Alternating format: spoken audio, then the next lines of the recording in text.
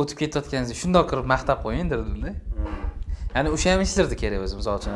Ko'rishgisi ham kelmaydi rahbari bilan. Ko'rishgisi ham kelmaydigan korxonada bor. Ham qaytib kelmagan.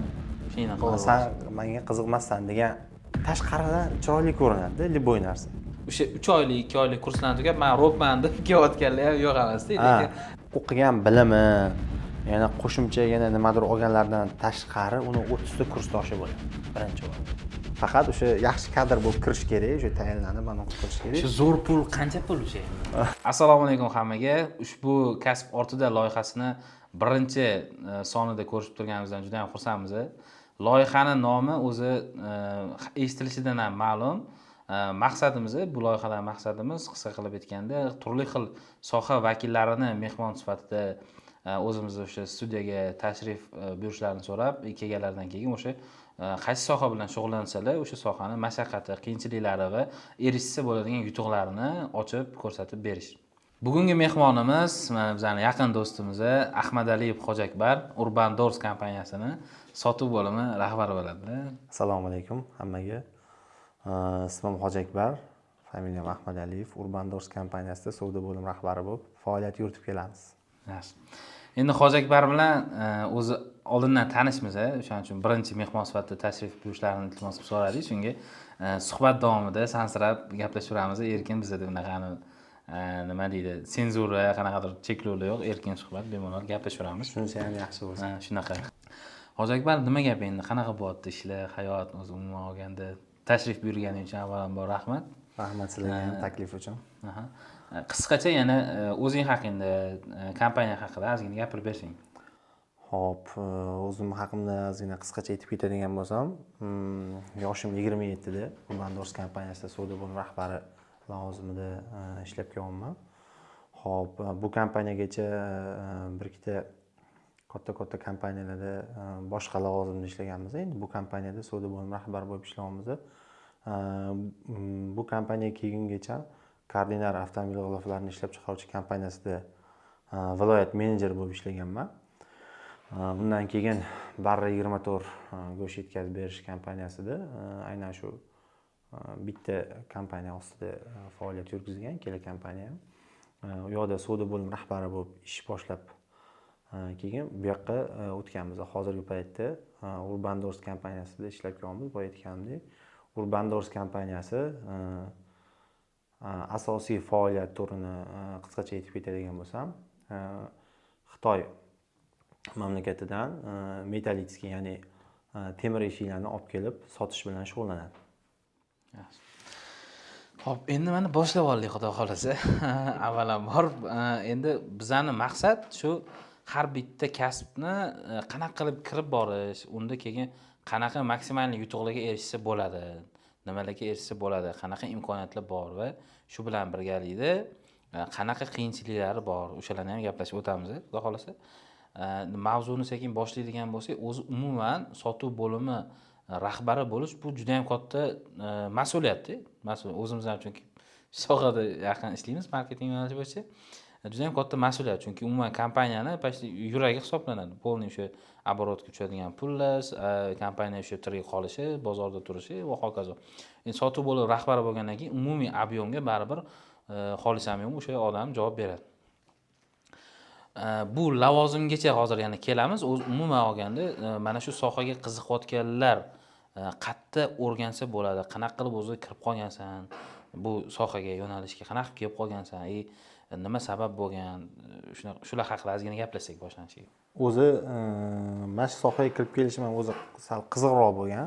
Bu sohaga kirib kelishimdan oldin men shu bundan oldin aytib ketganimdek, avtomobil g'iloflarini ishlab chiqaruvchi kompaniyada o'zi men boshqa, ya'ni tikuv bo'limida men ishlaganman. Endi tikuv bo'limida ishlagandan keyin u yoqda ko'proq boshqaruv bo'lgan. Sotuv emas, boshqaruv bo'lgan. Ko'proq matematika, nima qilish kerak, qanaqa qilish kerak, hisob-kitob, mana shunaqa narsalar bo'lgan.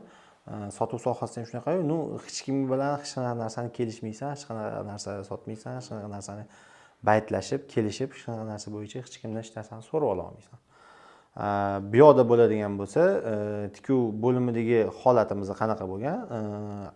Ozgina periodda bizga boshqa joydan bitta rahbar olib kelishgan. U rahbarimiz bilan bitta ikkita masalada sal to'g'risini aytaman, kelishmovchilik bo'lib qolgandan keyin savdo bo'lim rahbari bilan biza u yoqdagi savdo bo'lim rahbari bilan aloqalarimiz zo'r bo'lgan. Keyin men o'zimdan chiqqan bu taklif. Okey, men shu bo'limga shu savdo menejeri bo'lib o'tishi taklifini ko'rib ko'ra olasizmi deb aytganimda, ular yo'q deyishmagan, meni bilishardi. U kompaniyada anchadan beri ishlab yurganim uchun rozilik bildirishgan. Men u yoqda sinab ko'rishimni o'zimdan chiqqan bu taklif. Savdo sohasida, chunki bitta sohada постоянно qanaqadir ishlab yuraversam, men o'zimni o'sa olmaydigan holatda tasavvur qilganman-da. Keyin sotuv sohasida ham bitta o'zimni sinab ko'rish maqsadida o'tganman o'zi. O'tganman, ishlashni boshlaganman. 3-4 oyda уже menda qanaqadir boshlang'ich ko'nikmalar, boshlang'ich bilimlar yaxshi bo'lgan, chunki u yoqdagi komanda haligacha shunaqa koordinar jamoasi, sotuv bo'lim jamoasi, mana ko'rsanglar, like bosib qo'yinglar. Haligacha kuchli, haligacha zo'r, juda ham ahil, inoq. Boshlang'ich bilimlar, boshlang'ich ko'nikmalar yaxshi berilgan. Sotuvga men o'sha bilimlar yaxshi berganlikka o'zim qiziqib kirganman. 3-4 oyda o'zi natijasini olganman. Natijasi avvalambor shu kelib baribir pulga taqaladi. O'rganyapman, menga bitta narsani aytishyapti, o'sha narsani borib men qilganimdan keyin natijasini olganimdan keyin meni qiziqishim 2 barobar, 3 barobar oshib, keyin shu sohaga bo'ldik. Men o'zimni yo'nalishimni topdim, o'zimni sohamni topdim degan, qanaqadir boshqa joyga o'tmaslik ozgina fikri ham bo'lganda, keyin shu sohada bo'lib qolganman keyin. Sotuv sohasida har bitta qilinayotgan klientga qaysi mahsulotni berasiz, qaysi mahsulot bo'lishidan qat'iy, qaysi mahsulot berasiz, sizning mahsulotingizdan u maza qilib foydalanganini ko'rsangiz yoki o'zingiz sotgan mahsulotlaringizni qayerdadir ko'rib qolsangiz, boshqa qilgan narsani ko'rsangiz, o'zingiz maza qilar ekansiz. Ana shu narsadan keyin men o'zi shu sohada qolganman. Kirib kelishim shunaqa bo'lgan. O'zi mana deylik sotuv menejerlariga qanaqa o'zi deylik xarakterda bo'lish kerak. Mana shunaqa biz faoliyatimiz davomida ham uchratamiz. Sotuv menejeriman, sotuv menejerlikda yaxshi pul topsa bo'lar ekan deb o'ylaydi bir xil. To'g'ri rostdan ham bo'ladi, yaxshi sotilsa yaxshi pul topsa bo'ladi. Qanaqa tushunchalar bo'lish kerak odamda? Misol uchun deylik psixologiyani qanaqadir chuqurroq tushunish kerakmi yoki bo'lmasa nimalarga ko'proq e'tibor berish kerak? Mana shu sohada qiziqayotgan insonlar deylik, qanaqa tushunchalarga ega bo'lib va o'sha amalda qo'llay oladigan darajada bo'lsa, shu sohani eplab ketadi, qo'ldan keladi deylik. O'zingda misol uchun qanaqa nimalar bo'lganki, mana hozir sotuv bo'limi rahbari lavozimigacha ko'tarilib kelding.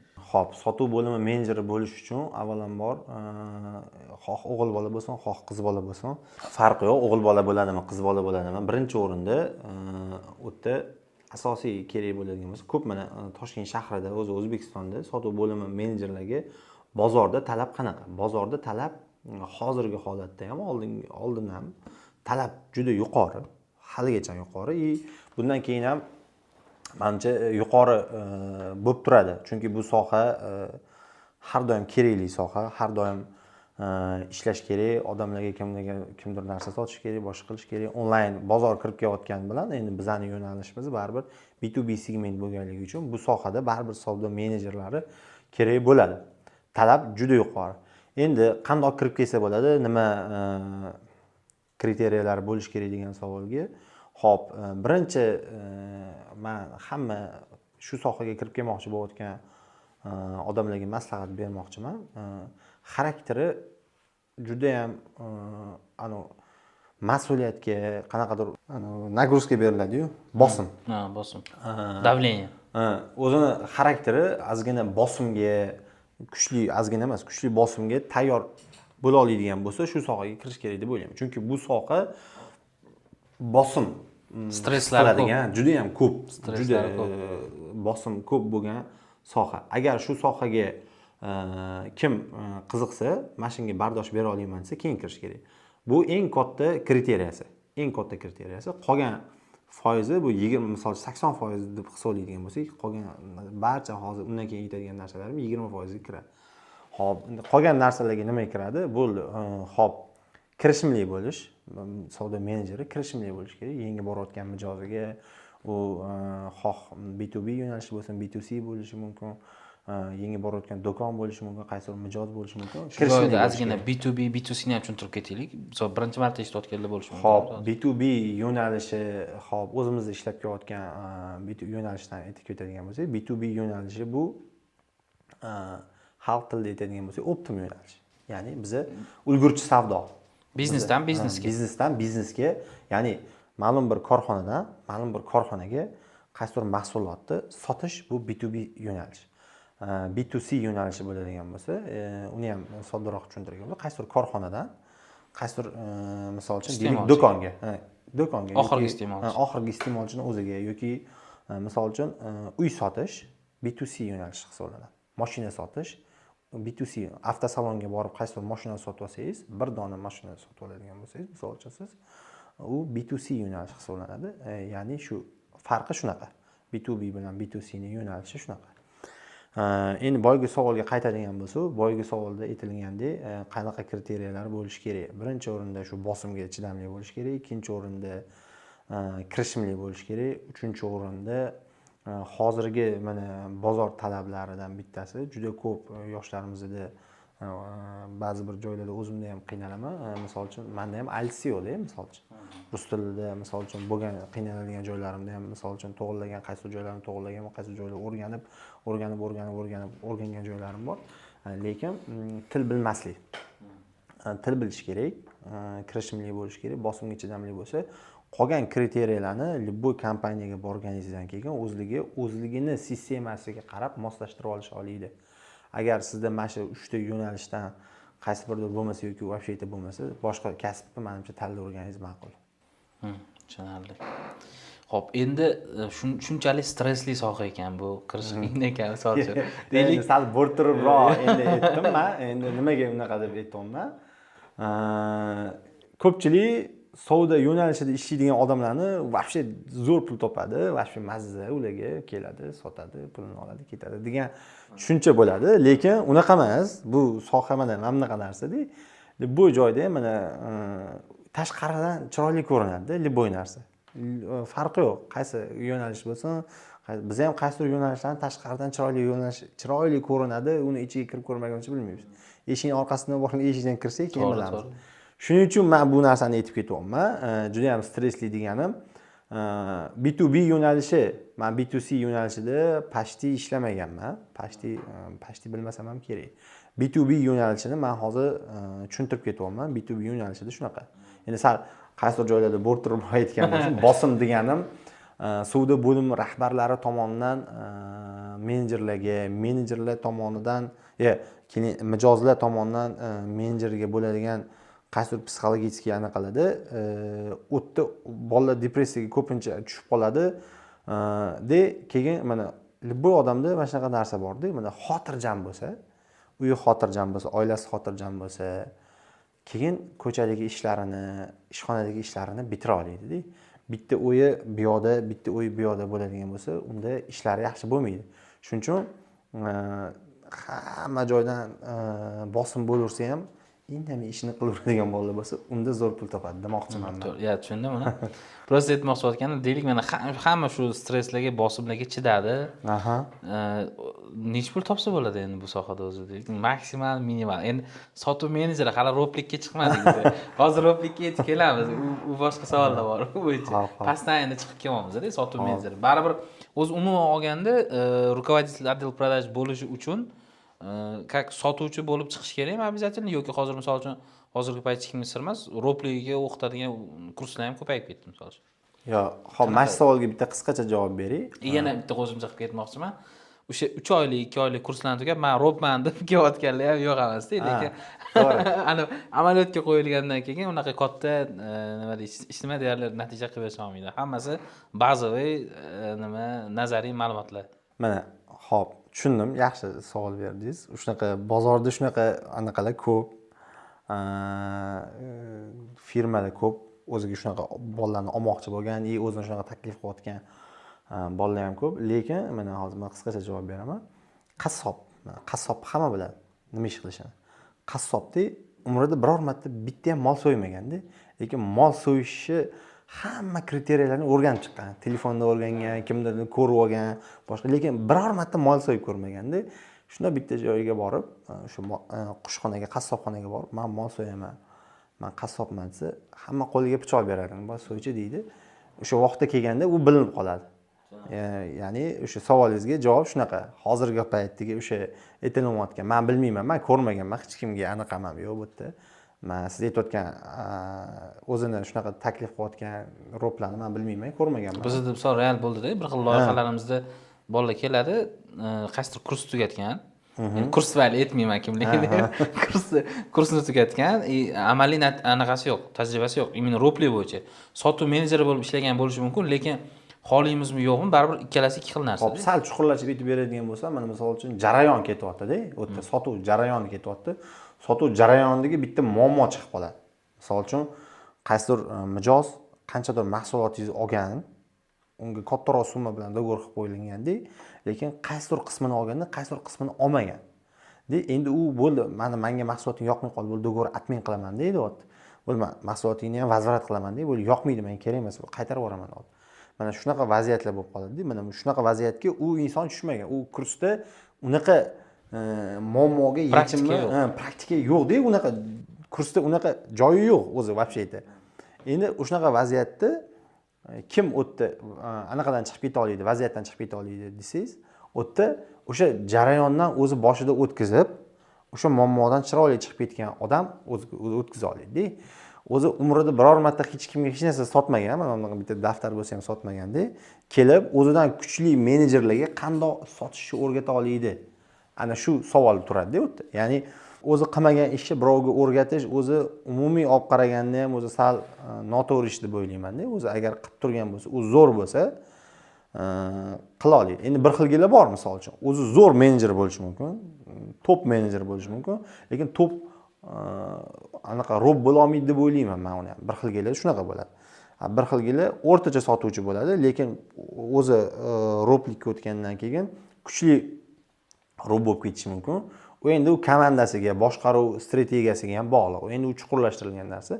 Men o'ylayman, o'qib turib kelib, hech narsa ishlamasdan turib, bittada hech qaysi firma ishonmasa ham kerak, menimcha hech qaysi korxona ishonmasa ham kerak, menimcha qilib ketishi ham, uddalashining ehtimoli ham kam, menimcha. Endi shu roblikka ham ozgina izoh berib ketsak, o'zi nima unda majburiyatlar bor robda? O'zi kim? U qanaqa majburiyat qo'yish kerak? Qanaqa bugungi kunda talablar qanaqa bo'lyapti o'zi? Deylik, sotuvga javob bergandan keyin qanaqa o'sishlar kutishyapti biznes egalari? Endi o'shanga ham ozgina ochiqroq gaplashsangiz bo'lardi. Endi bu yo'nalishda baribir boyga aytganimdek bosim ikki karra bo'ladi. Primoy biznes egasi bilan gaplashiladi bu yerda, qanaqadir top menejer bilan emas yoki bo'lim boshlig'i bilan emas, primoy pul tikkan odam biznes egasi bilan kelishiladi, biznes egasi bilan gaplashiladi. Hamma joyda hozirgi paytda mana Toshkent shahridagi umumiy bozorning ko'rinishini oladigan bo'lsak, bozorda ham xuddi shunaqa boyagi menejerlarga aytgandagi roblarga talab kuchli, sotuv sohasidagi o'zi umumiy menejerlarga ham bunga ham talab kuchli bo'lishining ham sababi, chunki bu jismoniy mehnatda, bu bizning qiladigan ishimiz, boramiz, gaplashamiz, B2B segmentda ko'p vaqt oladi. Biz mijoz bilan gaplashib bitta сделканы yakunlashimiz ko'p vaqt olganligi uchun bunga sabr yetmay qoladi ba'zi bir odamlarda. Shuning uchun kamroq pul topadi o'sha periodda. Kamroq pul topadi, sabr yetmaydi. Bozorda o'sha sal anaqaroq kadrlar kamroq, yaxshi kadrlar kam. Shuning uchun talab kuchli. Kirsanglar zo'r pul topasizlar lekin. Faqat o'sha yaxshi kadr bo'lib kirish kerak, o'sha tayinlanib mana qilish kerak. Shu zo'r pul qancha pul o'sha endi? Zo'r pulmi? Taxminan hozir bizda baribir kerak, hisob kitob o'zbekmiz. To'g'ri, o'zbeklar hamma bir-birini pulni hisoblash yaxshi ko'radi, to'g'ri. Zo'r pul bu hammani o'ziga kelib to'g'ri, ehtiyojlardan kelib chiqadi. Misol uchun kimgadir $5000 zo'r pul, kimgadir $10000 zo'r pul, kimgadir $100,000 zo'r pulda. Endi zo'r pul deganda boyga aytganimdek, kompaniyani qadriyatiga kelib chiqqan holatda kelishiladi. Endi men o'rtacha roblarni oyligi, mana misol uchun o'rtacha bozorda chekin aytaman men sizga. Shu 1,5-2,000 atrofida oylik fikseringiz emas. Misol uchun mana shunaqa oylik olinadi. Demak, bir 3 ming olar ekanlar-da, xudo xohlasa. Xudo xohlasa shu kunlarga yetaylik. Shu kunlarga yetaylik.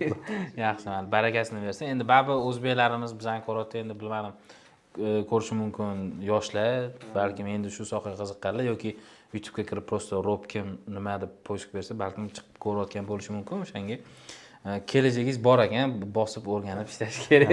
Keyin mana boyagi savolga qaytamiz, boyagi aytganingizdek, roblikni asosiy vazifalari nima? Roblikni asosiy vazifalari, ya'ni siz suhbatdan oldin aytdingiz-ku, mana hamma kriteriyalarni boshidan kelishib olamiz deysiz. Xuddi shunaqa roblikda ham o'sha kompaniyaga kelasiz, qadriyatini o'rganasiz, qanaqa ular natija xohlashyapti. O'shani kelishib olasiz ular. Misol uchun oyiga ular aytishadi sizga, misol uchun shuncha so'mmali suvda men xohlayapman. Keyin siz ham aytasiz, menga shuncha so'mmali aniqlik, keyin natijalarni ko'rib chiqasiz.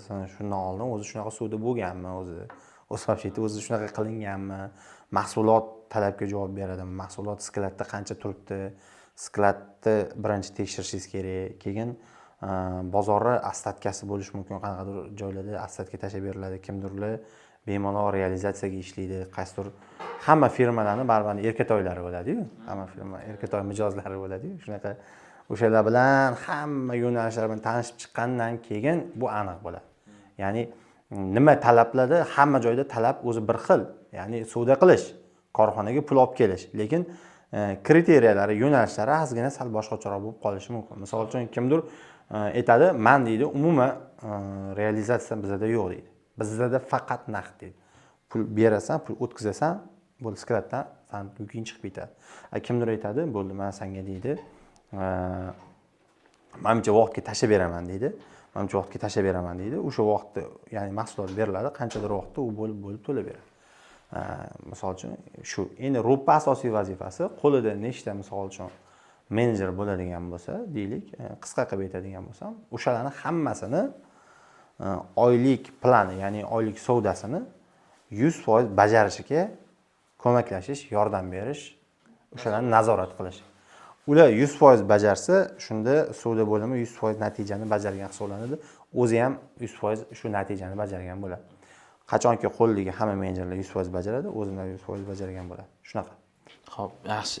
Bu yoqda hozir nechta xodim bor senda? Xo'p, savdo bo'limidami? 5 ta. Xolos, 5 ta. Yana bitta narsa qizu, bizda ayrim loyihalar bo'ladi. Misol uchun bir xil loyihalarda mana сделка muddati bor, успешный bo'lgungacha. Muddati 1 oygacha cho'zilib ketadi. B2C yo'nalishda, to'g'ridan-to'g'ri iste'molchi yo'nalishda.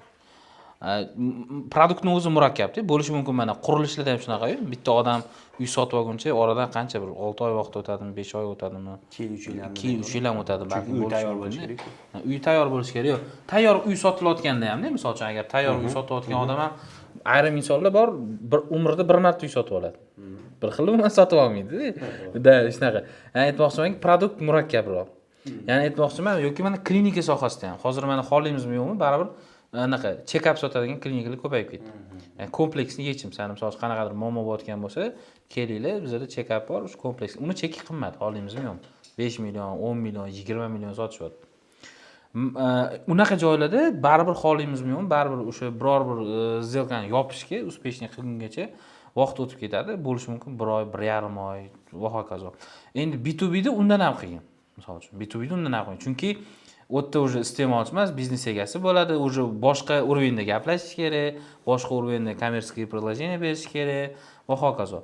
Endi savolim nimadan iboratki, o'zi bitta сделкani успешный qilib yopgungacha o'zi средний qanaqa hozir mana o'zingizlarda bo'layotgan keyslarda misol uchun deylik, mana 0 dan холодныйga bordinglar, bo'ldi уже proses boshlandi, iloji bo'lsa agar sotuv voronkalari ham ochiqlab ketsa yaxshi bo'ladi. Qanaqa qilib betib borasizlar, qachon успешныйga qanaqa olib kelinadi? Tushundim men savolni. Qarang, bunaqa holatda bizda o'zi B2B yo'nalishini aytadigan bo'lsak, B2B yo'nalishida umumiy любой mahsulot farqi yo'q. U qanaqadir ofis market narsalar bo'ladimi, qurilish mahsuloti bo'ladimi? O'rtacha sizga vaqt aytaman. O'rtacha 8 oy, 7 oy, 8 oy. Bitta сделкani yopilishi 7 oy, 8 oy. Bu umumiyda. Qarang. Bu endi bu umumiyda. Endi qurilishda aytaman men sizga. qurilishda yoki o'zi bu ham bu umumiyga ham ketadi. Mahsulotni narxi qancha baland bo'lgan sari uni сделка vaqti shuncha ko'payadi. Farqi yo'q, любой mahsulot bo'lsin. Sizning mahsulotingiz narxi qancha baland bo'lsa, siz misol uchun hozir ko'chaga chiqib, bitta misol uchun oziq-ovqat marketga kirib, bitta suv oladigan bo'lsangiz, nechidir sekunddan vaqt o'ylamaysiz-da u narsani. Nechidir sekunddan o'ylamaysiz. Olasiz, ketasiz, bo'ldi. Lekin siz hozir ko'chaga borib, u misol uchun Zenitga borib, Yunusobod Zenitga borib, Xonsaroy Zo'rsan loyihasidan bitta 106 kvadratli uy olmoqchi bo'lsangiz, siz uni uyingizlar bilan maslahatlashasiz, oilangiz bilan maslahatlashasiz, to'g'rimi? Yana mamtigi bolalar bilan maslahatlashishingiz mumkin, kimlardir bilan. Tushunyapsizmi? Ko'ryapsizmi? Qarang. Bu narsani maslahatlashish o'zi vaqti ham cho'zilib ketadi-da. Siz unga gaplashyapsiz, qarabsizki, sizdagi vaqt cho'zilib ketadi. Sizga u paytda o'sha birinchi borib gaplashgan menejeringiz telefon qilayotgan bo'ladi. Shahzod aka, o'ylab ko'rdingizmi? Qancha vaqtda ofisimizga kela olasiz? Siz bilan bugun men odam ko'rishib gaplashmoqchi qolasangiz, uyimizdan kelib yana bitta ko'rishingiz mumkin. Bugun mana bunaqa arzon loyihamiz chiqib qoldi, bugun mana bunaqa skidka berilyapti degan narsani o'sha siz o'ylab yuribsiz, u odam sizga telefon qilyapti, vaqt o'tyapti, bir oy o'yladingiz, 2 oy o'yladingiz yoki pulni qayerdandir kimlarni qarz olmoqchisiz yoki pulni yig'yapsiz, bilmayman. Qanaqadir holat bo'lyapti. Ya'ni mahsulot chek narxi qancha qimmat bo'lgan sari, bo'ldi uni zelkasi bilavering tez yopilmaydi. Endi B2B yo'nalishi qurilish bizani sohaga keladigan bo'lsa, qancha vaqtda biz yopamiz. Endi bizani yopishimiz ham bu ya'ni bitta odamga bog'liq narsa emas. Biz korxonadan korxonaga ma'lum bir mahsulotlarni sotib olamiz-da biz. Tushuntiradigan bo'lsak. B2B yo'nalishida boyaga aytganimdek 7 oy, 8 oy bizada qanaqa misol uchun uyni qurilishi boshlandi. Uy qurilishi birinchi qatlaman holatda bo'ladi. Podqatlamandan podvalni ko'tarib, sekin qurib, uni skeletini yasab olishadi. Keyin uni перегородкalarini o'rashadi, g'ish bilan, bilmayman, anaqa pena blok bilan o'rab chiqishadi. Keyin uy qurish jarayoni mana shunaqa sekin-sekin qurib eshik qo'yish etapiga keladi-ku mana. Mana shunaqa holatda xonani remont qilib tayyor bo'lgan paytda eshik etapi keladi, to'g'rimi? Ana shu etap kelganda keyin bizlar bilan gaplashadi. Bizni o'sha qatlaman vaqtidan shu vaqtgacha klient bilan, mijoz bilan gaplashib turishimiz kerak. Orada kimlardir bo'shab ketadi. Qanaqadir o'zgarishlar bo'lib ketib qoladi. Qurilishi vaqti cho'zilib ketadi yoki kimdir o'zi bizdan boshqa firma korxonalar ham taklif beradi, o'tdi, takliflarni ko'rib chiqadi. Qanchadir vaqtda anu bo'ladi, lekin bitta uni bo'ladi, korxonani o'zini smetasi bo'ladi. Smetada belgilangan pul. O'sha pul bo'yicha ular bizning takliflarni qabul qilib, ko'rib chiqib, shu bilan zelka yopiladi. Zelka hozir shunda necha oy sizlarda? Eng deylik maksimal, minimal. Xo'p, minimalimiz ham ko'p-da. Minimalimiz ham bir 3 oy. 3 oy. Minimalimiz 3 oy, maksimalimiz hali mana yakunlanmaganlari bor. Mana men o'zimda ham hali bor. Men o'zimda ham bitta loyiha bor. Juda ko'p vaqt o'tdi. 9 oydan oshib ketdi-da.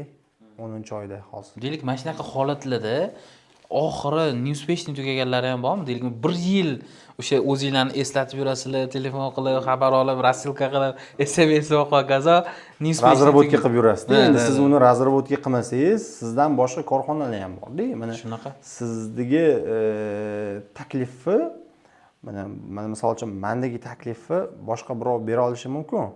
Misol uchun mendagi taklifni boshqacha birov bera olishi mumkin. Lekin imini mendan olish kerak.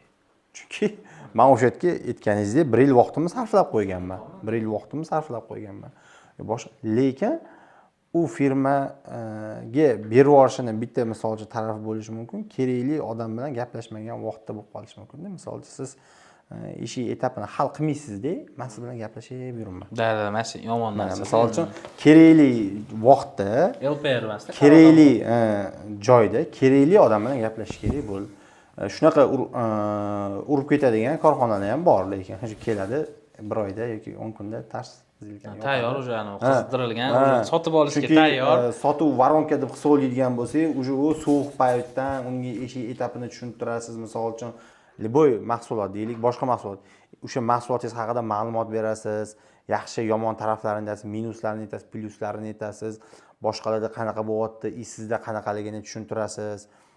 Necha kunda yetib kelishi, qanaqa sizda servislaringiz borligi hammasini tushuntirib siz o'sha voronkani eng aniq pastiga olib kelayotgan paytingizda boshqa birov urib ketishining sababi keraksiz odam bilan gaplashayotgan paytda bo'lishi mumkin.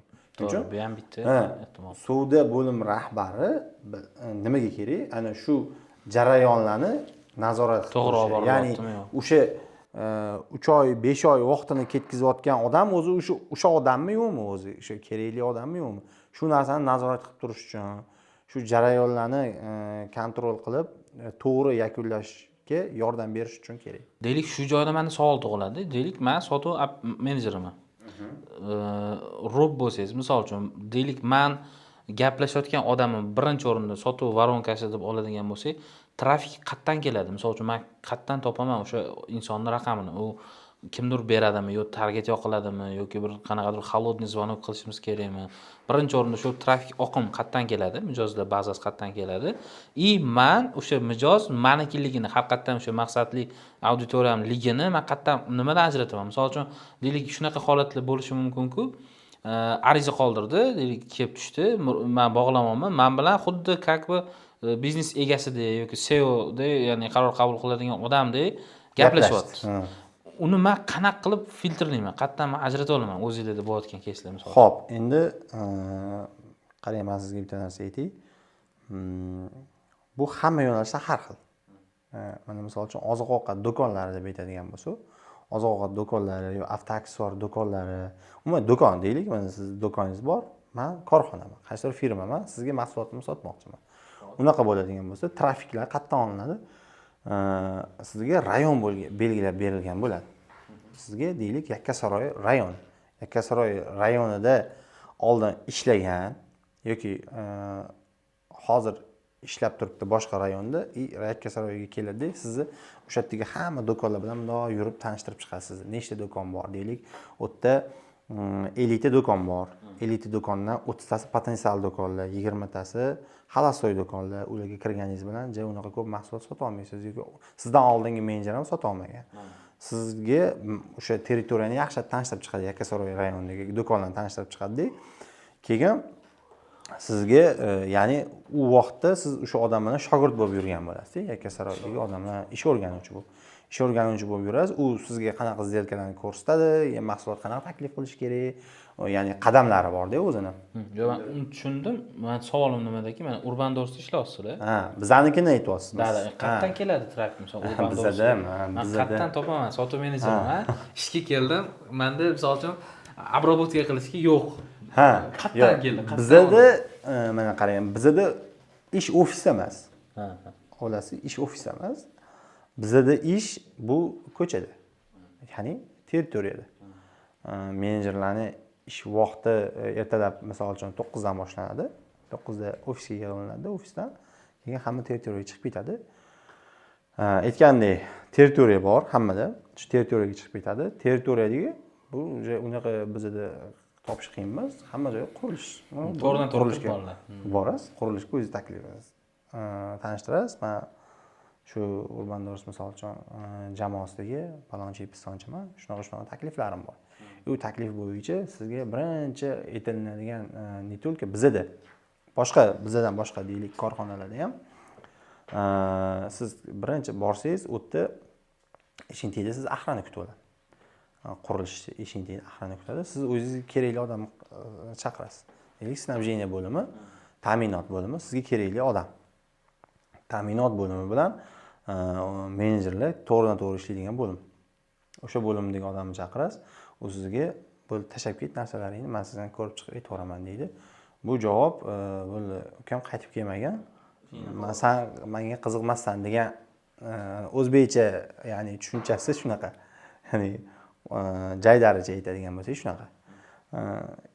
Endi qolgani atrobotka qilish u ish jarayonida o'rgatiladi. Xo'p, bizda hozirgi paytda bir nechta loyihalar bilan ishlaymiz, lekin bunaqa murakkab produktlar yo'q. Ya'ni nima demoqchimanki, to'g'ridan-to'g'ri klient bilan, oxirgi iste'molchi bilan B2C yo'nalishda ishlaymiz. Deyarli hamma loyihamiz shunaqa. To'g'ridan-to'g'ri mijoz bilan ishlaymiz. Nima demoqchimanki, mana o'sha biza o'zimizdan kelib chiqib oladigan bo'lsak, bizda ham xuddi shunaqa qanchadir trafik kerak, qanchadir lead kerak, qanchadir sotuv kerak, planlar qo'yiladi. Plan fakt qilinadi. Misol uchun, plan qancha edi, fakt nechta bo'ldi. Endi men savolim nimada chiqyaptiki, mana сделка успешный bo'lgungacha deylik, mana qanchadir muddat 3 oy, 6 oy, 9 oy o'tib ketadi. Davomimiz. Bu yoqda plan ham shunga yarasha qo'yiladimi? Ya'ni 3 oylik plan qo'yiladi. 6 oyda sotishing kerak, 3 oyda sotishing kerak, o'shani aniq KPI olasan deb qo'yiladimi yoki bo'lmasa har oy baribir qanaqadir sotuv bo'lib turish kerakmi? Shu menga hozir qiziq bo'lyapti. B2B da birinchidan ishlamaganman umuman stajim yo'q, 0. Keyin hozir ham bunaqa murakkab produktlar yo'q bizda. Faqat to'g'ridan-to'g'ri iste'molchi sotamiz. Unda nisbatan osonroq qaror qabul qilishadi. Xo'p, bu yo'nalishda men aytadigan bo'lsam, mana qaranglar. B2B yo'nalishidagi любой mahsulot, не только bizaniki, boshqalarniki ham xuddi shunaqa bo'ladi. Oylik plan qo'yiladi ularga hammasiga. Oylik plan qo'yiladi. Siz korxonaga bir oy mobaynida menimcha summa olib kirib berishingiz kerak. Shu skladdagi mahsulotni sotib. Bo'ldi. Qisqa lo'ndanaqasi shu. O'sha mahsulotni sota olasangiz, sizda kelishuvingiz bor. Qanchadir summa. O'sha summani olasiz. O'shanga qarab savdo menejeri harakat qilishni boshlaydi sotishga. Ya'ni men o'zi hisoblaysiz-ku, mana ishga kirgan, mana o'zida ham loyihalaringiz bor. 10 ta loyiha bilan ishlasam, menimcha summa topar ekanman. Misol uchun 15 ta loyiha bilan, menimcha demak men 15 ta qilishim kerak. Xuddi shunaqa savdo menejeri hisoblaydi.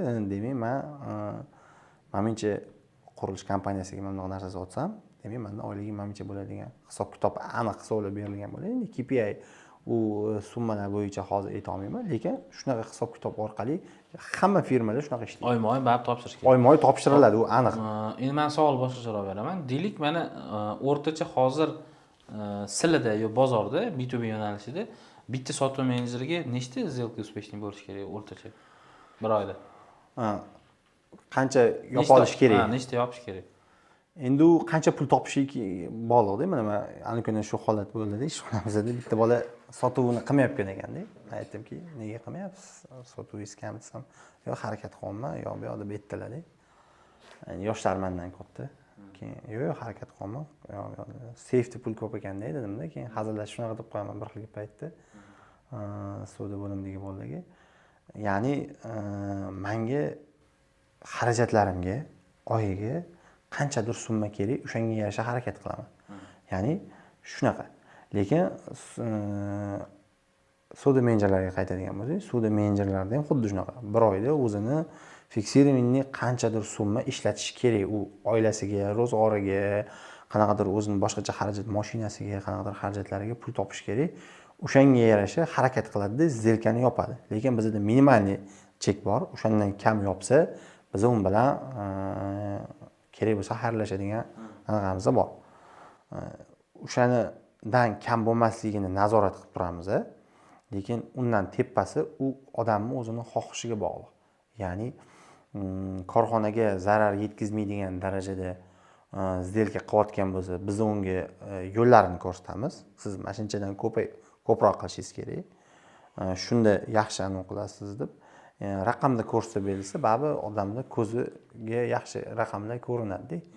O'shunaqa narsani ko'rsatib bersak, keyin u boshqacharoq harakat qiladi. Bizadagi holat shunaqa. Yana bitta narsa qiziq menga, B2B yo'nalishida brend taniqliligi qanchalik muhim o'rin tutadi deylik. Men o'ylaymanki, misol qaysidir mashhur brend nomidan borib sotsa, u boshqacharoq sotiladi menimcha. Unchalik tanilmagan brend nomidan borib sotsa, taklif qilsa, sal menimcha pastroq bo'lsa kerak deb o'ylayman. Shu realda qanaqa? Bu endi men shunchaki taxminlarim-da. O'zi qanaqa bo'lyapti hozir? Xo'p, yaxshi, zo'r savol berdingiz. Mana shu savolga men bunaqa aytgan bo'lardim. Qarang.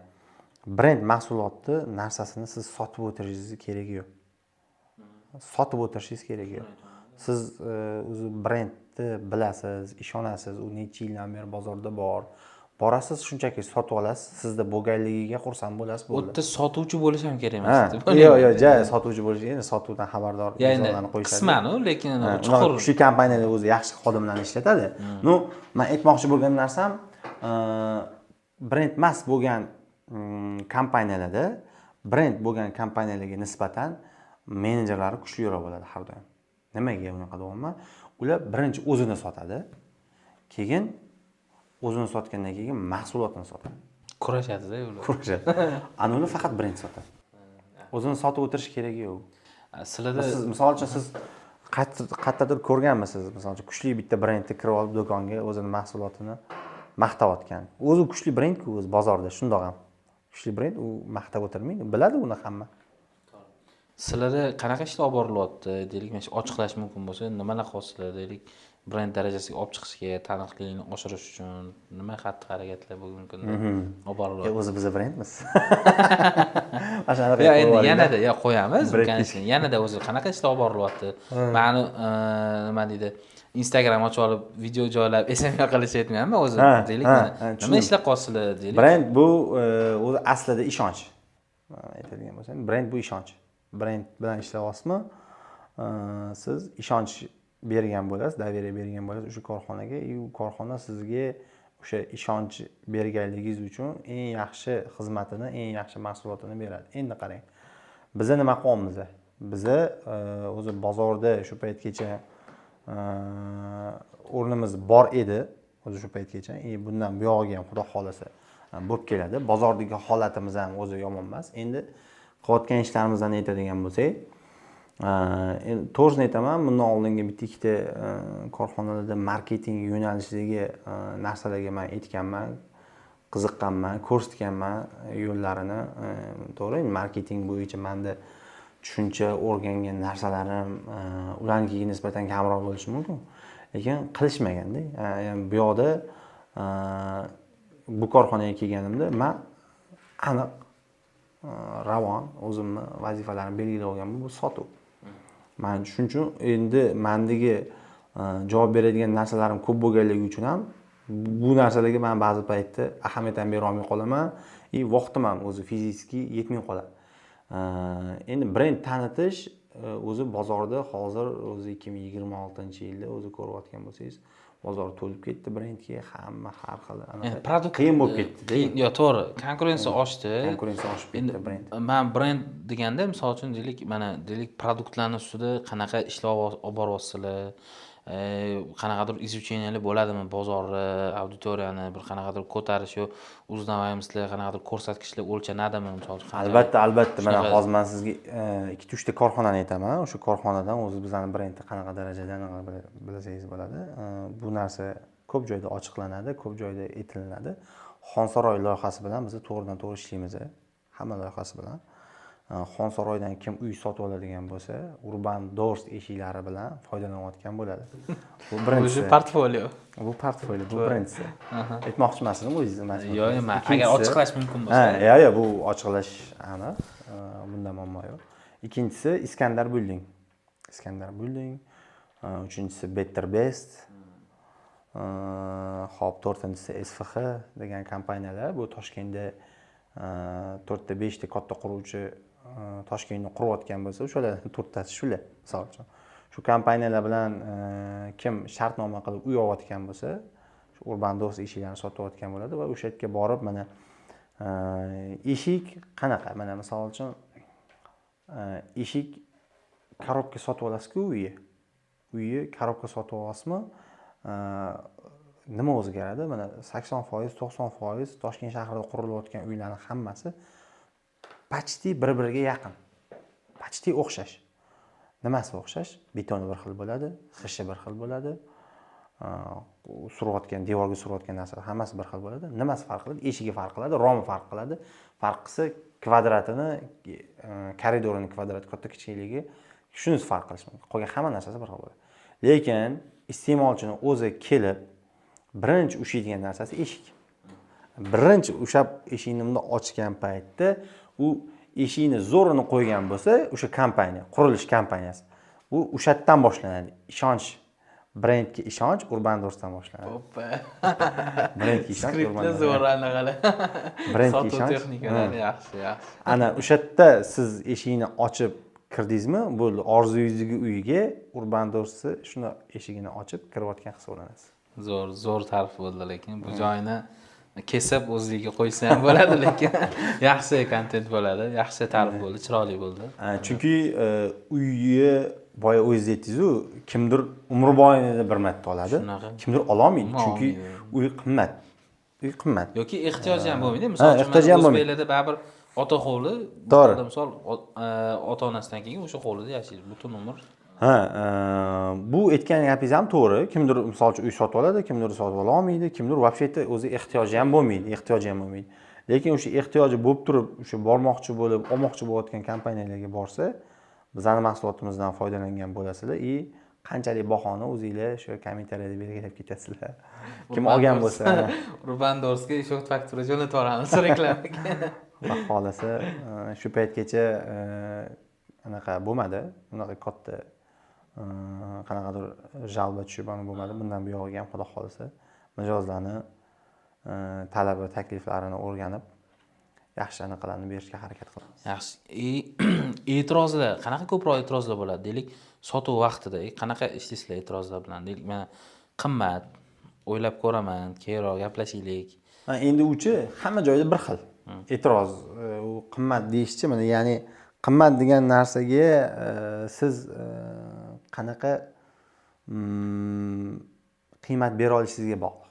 Ya'ni farqi yo'q mahsulotni. Любой mahsulotga siz nimaga qimmat to'layotganligingizni bilib, misol uchun Loropiano kiysangiz, siz bilasiz nimaga qimmat to'layotganligingizni ham bilasiz. Lekin misol uchun ipodromga borib qanaqadir futbolka oladigan bo'lsangiz, siz u yerda ham bilasiz nimaga arzon to'layotganligingizni. U yerda ham bilasiz. Ya'ni qimmat yoki qimmat emas degan e'tiroz bor-ku o'zi mana shu o'zi sotuv sohasiga любой jarayonda qimmat yoki qimmat emasligini bu mijozni e'tirozligi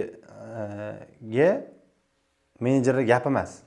Mahsulot javob berish kerak deb o'ylayman. Ya'ni mahsulotni o'sha anaqalarini, xususiyatlarini tushuntirib berish kerak. Nimaga?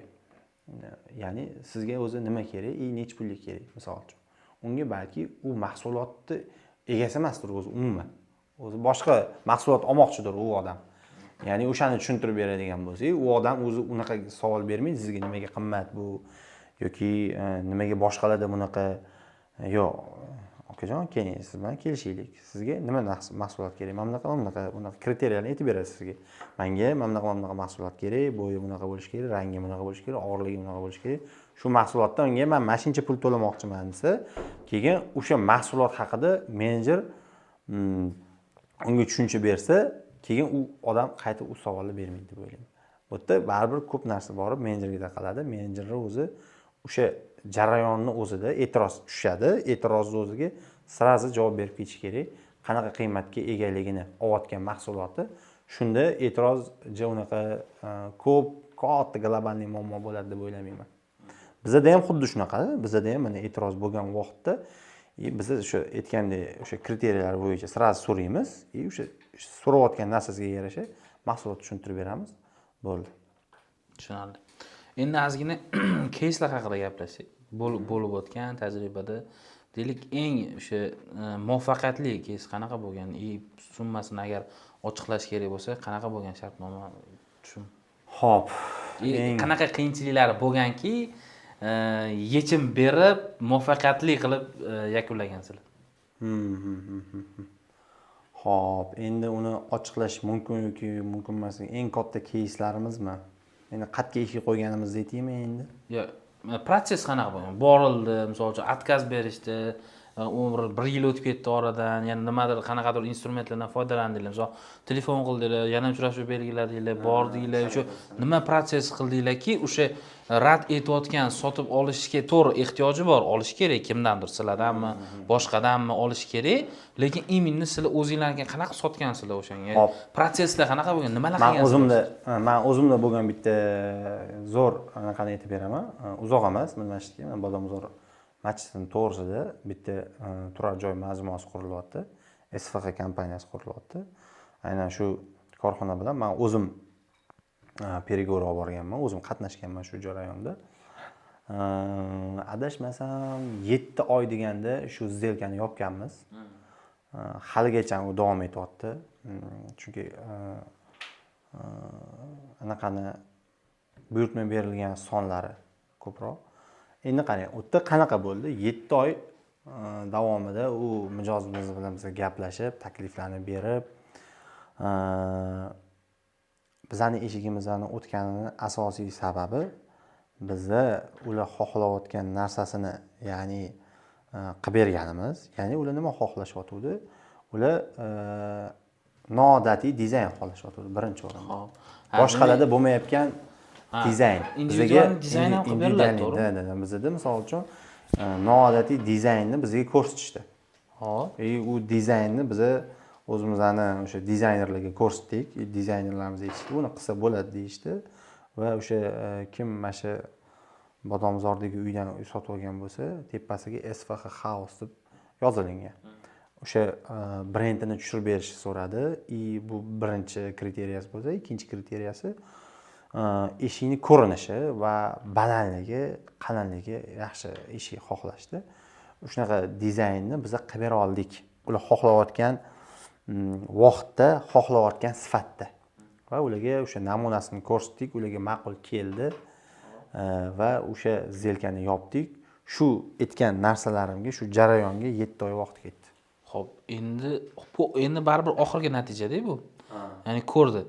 Lekin bo'pti, ko'ramanman degungacha, rozi bo'lgungacha qanaqa bo'lgan protsess? Endi u mana bunaqa narsa. Mana bitta misolda ayting. Mana misol uchun deylik, bizning ham o'zimizning xizmat B2B. Misol, o'zimizning xizmat. Keyin ular bilan hamkorlik desak, u B2Cga o'tib ketadi ko'pchilik. Aytmoqchiman, bizda qanaqa bo'ladi? O'zimizdan misol murojaat kelib tushadi bizga, targetdan yo kontekstni reklamalar SEOda kelib tushadi. Kelib tushgandan keyin bo'ldi, biz aloqaga chiqamiz ular bilan telefonda. Tushuntiramiz, produkt tushuntiramiz, qanaqa biznes, loyiha nima, o'shalarni so'raymiz, ochiqlik kiritamiz, pricelarni ko'rsatamiz, taklif qilamiz, portfolioni aytamiz va hokazo. Undan keyin bizda ham sotilish qiyin-da. Ya'ni o'zimizni biznesdan olib qarasak, где-то bu olishi mumkin. Bir xil mana praktikamizda bo'lgan. Где-то shu 6-7 oyda sotib olganlar ham bo'lgan. O'ylab ko'raman. O'ylab ko'raman deb Shu vaqtda kimdir boshqa taklif berayotgan bo'ladi. Juda ko'p-da hozir bozorda to'lib ketdi, xohlaymizmi, bozorda to'lib ketdi. Bu yoqda SMM, marketing, targeting va hokazo, video production kompaniyalar bor, har xil. Ular to'lib ketdi. Bizdan o'zimizda ham qiyin, misol uchun. Chunki takliflar ko'p-da biznes egasida. Biz ham nima qilamiz? Misol telefon qilamiz, SMS jo'natamiz biz ham. Anaqa eslatma uchun qanaqadir o'zi tayyor nimalarimiz bor, tekstlar bor, o'shalarni jo'natamiz yoki bo'lmasa uchrashib ko'raylik deymiz. Birinchi marta uchrashamiz. Nima deydi? Ko'ngildagidek o'tadi yoki o'tmaydi. Ikkinchi uchrashuv belgilaymiz. O'tda ham keyin nimadirlarni so'raydi, gaplashamiz va hokazo uchinchi uchrashuvga qoladi. Mana shunaqa protsesslar bo'ladi-da. O'sha protsesslardan o'tib biz ham bo'lishi mumkin 6 oy, 7 oyda sotib bo'ladi yo bo'lmay qoladi. Bo'ladi yo bo'lmay qoladi. Endi biz qiladigan asosiy mana shu bo'ldi deb o'sha konversiyaga olib keladigan, bizga pul to'laydigan holatga olib kelguncha asosan o'zimiz borligimizni bildirib turamiz, telefon qilib hol ahvol so'rab, SMS jo'natib, maksimal uchrashuv bo'lsa uchrashuv belgilashga harakat qilamiz. Sotuv menejeri olindi ishga. Nima bo'lish kerakki, unda ishga kirish uchun B2B yo'nalishida B2B sohasida ishlash uchun nimalari bo'lishi kerak? Qanaqa skilllar bo'lishi kerak, qanaqa bir nimani tushunish kerak, u tashqi ko'rinishda qanaqadir cheklovlar bormi? Misol uchun kiyinishi, yurishi, endi baribir yuzma-yuz gaplashadi-yu borib uchrashuv. O'shanga qanaqa nimalarga qarab olasizlar o'zi? Xo'p, bizning sohada ishlash uchun B2B yo'nalishida avvalambor birinchi talab qilinadigan narsa ma'lum bir vaqt, deylik 1 yil, 2 yil B2B yo'nalishida ishlagan bo'lish kerak. Ba'zigina bo'lsa ham tajribasi bo'lish kerak. Shunga qaraladi va o'sha qanaqa o'zini tutishi, keyin qadriyatlariga biz qaraymiz. Baribir u inson qanaqa odam, bizning korxonaga kelib, bizning qadriyatlarimiz bo'yicha, bizning korxonamizda qo'yilgan talablar bo'yicha davom ettirib keta oladimi yo'qmi, shunisiga qaraladi. Keyin dress code baribir bizda внешний вид katta narsani hal qiladi. Chunki savdo menejeri turibdi-da, bu yoq tarafida bo'lsa butun boshli qurilish qilayotgan bir 5-10 million dollarlik katta loyiha qilgan odam turibdi-da. Uni qanaqa kiyinadi? U 5-10 million dollarlik qurilish qilib qo'ygan odam qanaqa kiyinadi? Qanaqa mashinada keladi? Bu qanaqa mashinada keladi, misol uchun. Yoki qanaqa kiyimda keladi? Shuning uchun bu zo'r kiyinib yurish kerak, o'ziga qarab. Shu jarayonlari bizda katta e'tibor beriladi sotuv bo'limida. Hattoki bizning ustozlarimiz aytishardiki, shu soqolingni oldirib, sochingni oldirib, o'zingga yaxshi qarab, klient oldiga borganingda sen klientdan kam bo'lmay turgin deb aytishardi bizning ustozlarimiz. O'sha jarayon shu ko'p narsani hal qiladi. Siz misol uchun odbotga borsangiz, becharaga o'xshab kiyimingizdan baribir borsangizda, avtosalonga kirsangiz, avtosalonda oddiy kiyingan odamni ko'rmagansiz-ku, to'g'rimi? Avtosalondagi bolalar zo'r kiyinadi, kostyum shimlardagi borsangiz, galstuk taqib olgan, zo'r kayfiyatda muomalali bolalar kutib oladi. Misol uchun Kiyaga borsangiz, BYDga borsangiz, zo'r kayfiyatda kutib oladi. Ana xuddi shunaqa kriteriyalar bizda ham bor. O'sha dress code, aytganimdek qadriyatiga qaraladi, keyin B2B yo'nalishida ishlaganiga qaraladi. Agar shu yo'nalishlarda hammasi pashtet bizga to'g'ri keladigan bo'lsa, qolganini ish jarayonida aniqlaymiz. Bizda manba aniq to'shni degan narsa yo'q. Misol uchun oliy ma'lumotli bo'lsin. Ne только bizda hozir boshqalarda ham hozir pashtet shunaqa, endi bizaniki davlat korxonasi yoki boshqa joylarda bo'ladigan bo'lsa, ular sizga diplom yoki nimadir so'rashi mumkin. Sotuv sohasida sizni katta lavozimda, masalan uchun savdo bo'lim rahbari yoki kommersiy ujumlar, undan ham deydigan teparoq deydi, kommersiy direktor yoki CEO yo'nalishlarga o'tgan bo'lsangiz, shularda agar diplomingizga qaramasa, diplomiga qaraladi, lekin sotuv menejerlarida ko'p joyda diplom so'ralmaydi. Bu boyga aytgan narsalarim yaxshi bo'ladigan bo'lsa, siz portfolio zo'r bo'ladigan bo'lsa, sizni ko'p holatlarda ishga olishadi. Mana shu oliy ma'lumotga qanaqa fikr? Ya'ni o'zi qanchalik umuman bitta bu sohaga emas, o'zi hammada har xil fikr bor-da. Bir xil aytadi, rostdan ham kerak emas deydi. Bir xil aytadi, yo'q deydi, kerak deydi. Endi har xil o'zini nima argumentlari bor, ko'rsatadi. Mana sizni tushunchangiz bo'yicha aytib beraymi buni? Mana oliy ma'lumotli odamni men bitta aytadigan bo'lsam, mana oliy ma'lumotli odam bilan oliy ma'lumotsiz odam qanaqa holatda men tushunaman. Oliy ma'lumotli odamda misol uchun deylik o'rtacha bo'yli, o'rtacha kuchli bola, misol jangga ketadigan bo'lsa, hech narsasiz ketadi. Lekin oliy ma'lumotli odam deylik u jangga boradigan bo'lsa, uni yelkasida ikkita yulduzchasi bo'ladi, formasi bo'ladi, unga nechtadir odam bo'ysunadigan bo'ladi, quroli bo'ladi. Ya'ni shunaqa. Tushuntiradigan bo'lsam, shunaqa. Uni o'qigan bilimi, yana qo'shimcha yana nimadir olganlardan tashqari uni 30 ta kursdoshi bo'ladi. Birinchi o'rinda 30 ta kursdoshi 30 xil joyda ishlaydi. 30 xil avrada yurgan odamlar bilan tanishadi. Birinchi o'rinda tanish bilish. Hozirgi mana 21-asrdagi eng katta narsa, eng qimmat narsa bu kontakt. Sizning kontaktingizda qanchalik kuchli odam bor, ana savollar ham trendda ham chiqib ketdi. Kontaktingizda eng taniqli odam kim deb. Shunaqa narsa-da, mana kontaktingiz qanchalik kuchli bo'lsa, qancha tanish bilishingiz ko'p bo'lsa, siz shunaqa kuchli odamsiz.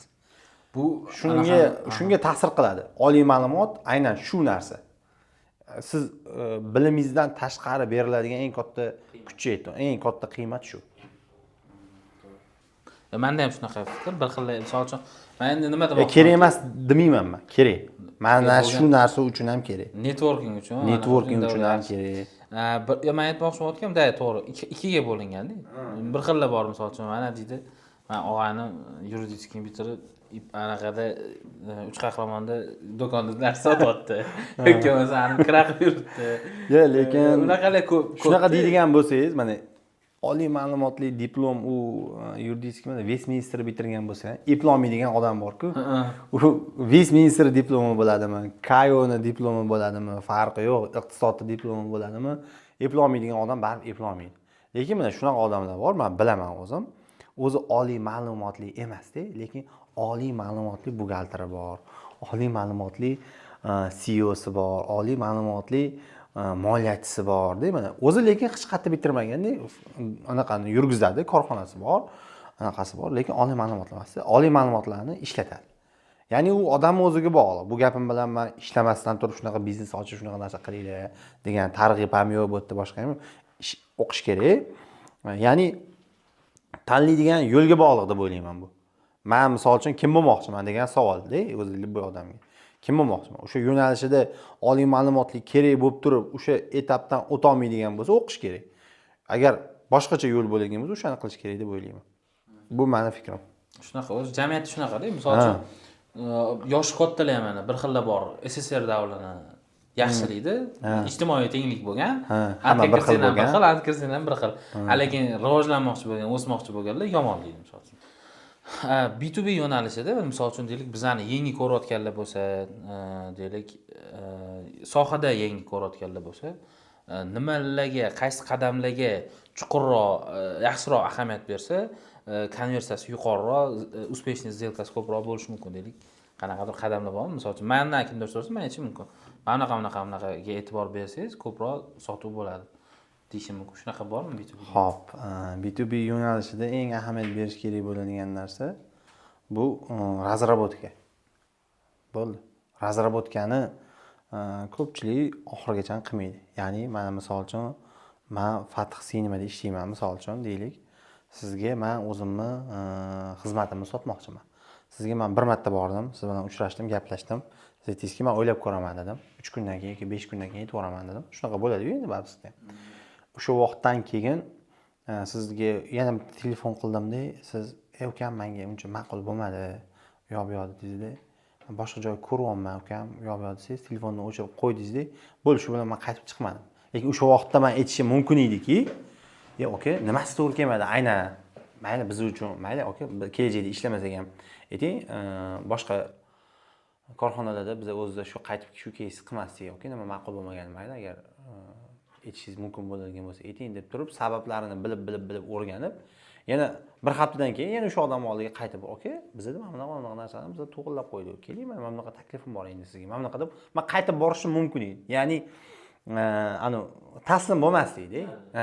Bir marta menga klient yo'q dedi, o'zi gap bor, sotuv qachon boshlanadi? Sotuv qachon boshlanadi? Sotuv klient bir marta yo'q deydi-yu. Sotuv o'shandan keyin boshlanadi. O'zi asosiy, o'zi qiziq joyi ana o'sha. Yo'q, men sendan olmayman ukam, qaytib kelma ko'zimga ko'rinma. Вообще ham firma meni ham olib chiqib ketdi, narsalaringni olib ketdi, voy qaytib kelmagan deydi-yu. Ana qiziq joyi ana o'sha joydan boshlanadi. O'zi eng qiziq joyi ana keyin bo'ldi. Men senga sotsam ham sotaman, sotmasam ham sotaman degan azarti bor bolalar bo'ladi-yu. Ana o'sha B2B da o'shalar qoladi. B2B da ana o'shalar sota oladi. Keyin konversiya bo'yicha ham so'ramoqchi edim. Deylik, mana o'rtacha bir oyda nechta mijoz bilan обработка qilinadi и necha foiz o'zi sotuv bo'ladi? Bu so'ralgan analitika 1 yillik hisoblanadi. U oylik olib bo'lmaydi. Bu yo'nalishda oylik olib bo'lmaydi. B2B segmentda mana baribir o'zingiz aytdingiz-ku, boya B2B da ishlamaganman. O'shaning uchun so'raman. B2B da bu siz aytayotgan kriteriyalar oylik olinmaydi. Bu aytayotgan kriteriyalar yillik olinadi. Yillikda sizda chunki holat qanaqa bo'ladi? Qurilish bu davlat tashkilotlari va davlatni nazoratida bo'lib turadigan narsa-da. Qurilishni qaysi vaqtda tap etib to'xtatib qo'yadi. Tushunasizmi? O'shaning uchun bu bizga bog'liq narsa emas. Bizga bog'liq narsa emas. Qaysi vaqtda zo'r yuradi, qaysi vaqtda sekin yuradi. Bu yerda ya'ni sezon, ne sezon ham degan narsa ham emas-da. O'shaning uchun 1 yillik konversiyani 1 yillik hisoblanadi. 1 yillikdan kelib chiqqan narsani keyin kim xohlasa o'zicha oyligini bo'lib olaveradi. Aniq mamincha bo'ladi degan narsa yo'q. Tashqi ta'sir qiluvchi omillar qanchalik o'zi hisobga olinadi? Qanaqa o'rin tutadi? Misol uchun deylik, mana masalan nimani aytasiz? Masalan, deylik, qayerdadir uy qurilish boshlandi. Deylik, kadastr chiqmagan, nimadir dokument yo'q va hokazo nimadir sabablar. Sizlar birinchi savolim, misol uchun uni qanaqadir tekshirasizlarmi? Birinchidan, ikkinchidan qurilish boshlandi, eshiklarni yetkazib berishi va qanaqadir eshik-romlarni yetkazib berishni boshladinglar.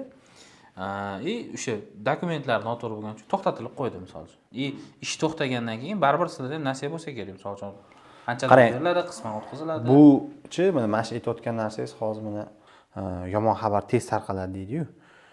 Qaysidir qurilish to'xtatilishi bor-ku, bu juda ham tez tarqaladi o'zi. Bu birinchisi bo'lsa, ikkinchisi bizlarni o'zi mana ishlab kelayotgan korxonalarimiz bilan aloqalarimiz yaxshi. Hamma korxonalar bilan aloqalarimiz yaxshi. Biz qaysidir joydan yangi loyihani olmoqchi bo'lsak, biz uni oldin yaxshilab surishtiramiz. Yaxshilab gaplashamiz-da. ana undan keyin biz ishni yo boshlaymiz yo boshlamaymiz. Xo'p, endi savol tug'iladi menda. Loyiha olinishidan oldin mana o'rganamiz deyilyapti. O'rganish kim? Sotuv menejerining o'zi o'rganadimi? Albatta. Nimalarni o'rganadi o'shanda? Dokumentinimi yo'q, qanaqadir surishtiradimi yo'q? Deylik, sovuq mijoz bor. Birinchi marta bizani ko'ryapti. Birinchi marta bizani eshityapti, misol uchun. Ya'ni eshityapti deganda kompaniya nomini eshitgan bo'lishi mumkin. Lekin ani o'tirib gaplashib ko'rmagan, kimdir bilan ishlayapti deylik. Kimdir bilan ishlayapti. Shunaqa joylarda ham borib o'zingizlarning produktinglarni taklif qilib, undan voz kechib sizlarga o'tib ketgan holatlari ham bo'ladimi va u qanaqa amalga oshiriladi deylik. Sovuq mijozni isitib o'zingizlarning produktinglarni qo'pol qilayotganda sotish texnikasi nimalarga e'tibor berish kerak? Chunki oldin bizda bu narsa bor. Men misol aytib ketaman. Oldin bizda shunaqa ishlardi. Misol uchun deylik, marketing bo'yicha, target bo'yicha yoki bo'lmasa qanaqadir usluga bo'yicha biz o'zimiz ko'rib turardik-dek. Natijalarini, agar ichki natijalarini, sotuvni, boshqasini agar bilsak, biz aloqaga chiqib aytardikki, mashinadan yaxshi qilib bera olamiz. Mana bunaqa taklif bor, qiziq bo'lsa gaplashishimiz mumkindir dik. Ayrim holatlarda shu narsa ishlardi, bizga o'tardi-da, ishlab ketardi bizlar bilan. Ya'ni shunaqa holatlar kuzatilganmi va qanaqa qilib shunaqa sotsa bo'ladi? Imminni men deylik, eshik sohasida yo imminni sizlar biznesda nazar tutmayman, o'zi umumiy mashi B2B yo'nalishida men o'zimga ham qiziqdi, chunki xohlaymizmi yo'qmi bozor, kuchlilar tirik qoladi, kuchsizlar chiqib ketadi. Boshqa variant yo'q. O'shanga nimalarga e'tibor berib qanaqa kurashishimiz kerak? Xo'p, bu siz aytayotgan narsa bozorni o'lmas qonun. Bu bozorda misol uchun qaysidir odam bir xil ish qilmaydi hech qachon, bir xilini o'qimaydi. Qarang, bozorda hamma shu siz aytgan ish qiladi. Hamma shu ish qiladi. B2B yo'nalishida hamma nima ish qiladi? Misol uchun, siz qaysidir mahsulotni necha puldandir olib kirib berayotgan bo'lsangiz, u boradi-da, aytadiki, endi men chapani qilib aytib beraman, endi вообще jaydari qilib aytib beraman, men arzon qilib olib kelib beraman. Xuddi shunaqa sifatda, xuddi shunaqa ko'rinishda deylik, mana daftar. Og'irligi ham shunaqa bo'ladi deydi, 48 zarralik bo'ladi deydi, ko'jalari bir xil bo'ladi, bitta remishyoga bo'ladi deydi. Xuddi shunaqa olib kelib beraman deydi. U hammada bir xil shunaqa ishlaydi. Endi nimalarga ahamiyat berish kerak deydigan bo'lsa, bu yerda mijozni aldamaslikka ahamiyat berish kerak. Ya'ni berilayotgan taklifni to'g'ri berish kerak. Ya'ni bir xilga keladi, mijozni deylik, mana postavchikka kelib yomonlab qo'yadi. Buni mahsuloti bo'lmaydigan mahsulot, yaxshi mahsulot, men sizga zo'r narsa olib kelib beraman deydi, bir xil narsa olib kelib beradi. Lekin o'zi bir xil bo'ladi, qanaqasiga undan zo'r bo'ladi, zo'r bo'lmaydi. O'shanga ehtiyot bo'lish kerak, ya'ni gapirayotgan gapiga, berilayotgan taklifga ehtiyot bo'lish kerak. Birinchi o'rinda shu. Ikkinchi o'rinda siz mijozni yaxshilab o'rganmasdan turib, unga berib qo'yishadigan taklifingizga ahamiyat berishingiz kerak. U qanaqa bo'ladi? Misol uchun, unga borasida siz aytasiz, unga kerakli mahsulotning og'irligini, o'lchamini, hamma kriteriyalarni aytib, sizga shunaqa mahsulot berayotgan ekan, shu pulga. Lekin men undan yaxshisini olib kelib beraman, arzoniga deydigan bo'lsangiz, balki ularni o'zi developer kompaniyadir yoki o'zi shu firma o'zi shu narsani olib kelish bilan shug'ullanar. Ikkinchisi, uchinchisi, unga shu ma'quldir. O'sha og'irlik, o'sha kolичество, o'sha summa ma'quldir. Undan arzon bo'lsa, u kompaniya biladi sifati undan pastroq bo'lishini. Chunki siz bilasiz, bozorda 10 ming dollarga misol uchun Cobalt olsangiz, 15 ming dollarga siz misol uchun BYD olasiz. Misol uchun. U narxida alda bo'lmaydi, bozorda alda bo'lmaydi, qanaqa qilib. Shu narsaga ahamiyat berish kerak. Ya'ni o'sha siz taklif qilayotgan mahsulot, siz taklif qilayotgan pulga arziydimi? Arzib turgan, u rozi bo'lib turgan joyga siz noto'g'ri taklif bilan kirmasligingiz kerak. Ya'ni shunisiga ahamiyat berib, o'rganib keyin kirishingiz kerak. Unga ma'qul bo'lib turibdi hamma narsa, hech qanaqa muammo bo'lmayapti. Pastda boshqa muammosini o'rganishingiz kerak. Ya'ni u mahsulotdan bo'lmaydi muammo, yetkazishdan bo'lishi mumkin muammo. Tushunasizmi? To'lashda, aplatada qanaqadir muammo bo'lishi mumkin. O'sha taraflama siz og'rig'ini topsangiz, sizniki bo'lishi mumkin u firma yoki u korxona. Lekin har doim ham mahsulotda bo'lavermaydi-da, ayb. Har doim ham kelib mahsulotini yomonlab yoki o'sha pulga mana shu mahsulot yoki o'sha xizmatni qilib beraman. Raz o'rganib kirilyaptimi, yaxshilab o'rganish kerakda. Mahsulotni chekkiga surib, o'sha nuqtaga ahamiyat berib, o'sha bilan kirish kerak. To'g'ri, zo'r gap bo'ldi-da. Bizda ham misol uchun deylik, shu muammolar bilan chiqishadi. Misol uchun deylik, mana o'zi bizada murojaat bilan chiqadiganlar ham bor-da. Ya'ni so'raymiz, muammo nimada desak, punktuallik yo'q deydi misol uchun. Etilgan ish aniq misol uchun video chiqarishda emas, deylik, mana qanaqadir konversiyaga gaplashishgan, sotuvga. Yoki bo'lmasa deylik, marketingga qanaqadir tadqiqot o'tkazish kerak, misol uchun. O'shanaqalarni gaplashgan, lekin qilinmagan. Shunaqa holatlar bo'ladi. Misol uchun deydi, bir xil biznes egalari bor, menga chuqur tahlil qilish kerak auditoriyani deydi. Nima xohlayapti, nima o'ylayapti, qanaqa etaplardan o'tib kelyapti bizga va hokazo. O'shalarni qilib beraman dedi, menimcha so'roq oldi, men bunaqa tadqiqotlar qilish kerak edi, men bunaqa o'sishlar bo'lish kerak edi deydi-da, lekin etilgan narsa qilinyapti birinchidan kech yoki umuman qilinmayotgan bo'ladi odatda. Lekin zo'r gap bo'ldi, haqiqatda rostdan ham shunaqa mana. Produktda emas rostdan ham. Produktda, ya'ni ko'p odam mana keladi, har doim mahsulotda yoki boshqa narsalarga ahamiyat berib tashlaydi-da, ko'pincha holatda.